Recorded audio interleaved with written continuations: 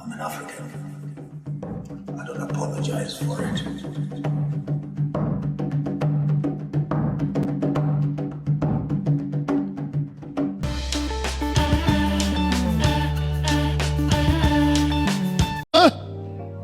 Your bread is not supplied by Fanda Merve and the white system. It's a divine system of giving you bread. When it rains, God has given you bread. The question is, where is your land? Where now you are worried that it's raining, your car that you washed is now dirty. A white man is happy that it has rained. He's going to harvest and come and sell food to you. You are sick in your head. He who owns your land owns your blessings. Stop praying for blessings when the seasons are perfect.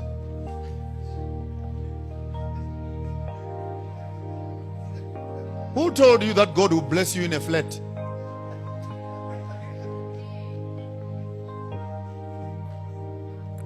And for you young people out there, I'll say these statements until they sink.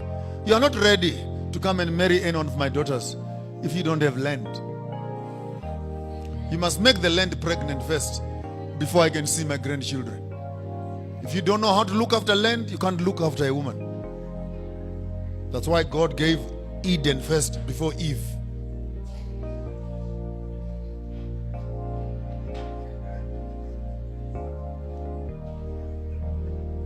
Give us this day our daily. The provisions of God are not your problem. If you are well positioned, the blessings of the Lord are always in your hands. Someone say amen out there.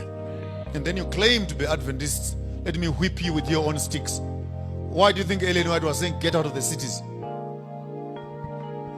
Find yourself villages and homes where you can live in liberty and in freedom. No, you are all in a rush to go to cities.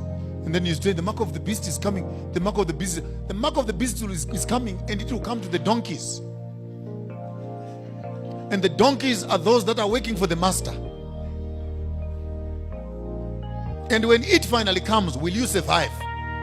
Stop lying that you are going to go to heaven. All the rules that you think you know, you are going to break them. Because where there is poverty, there is no decision. Start thinking progressively so that our theology and our behavior is married.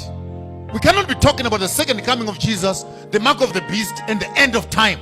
Yet our behavior is all town-based and metropolitan.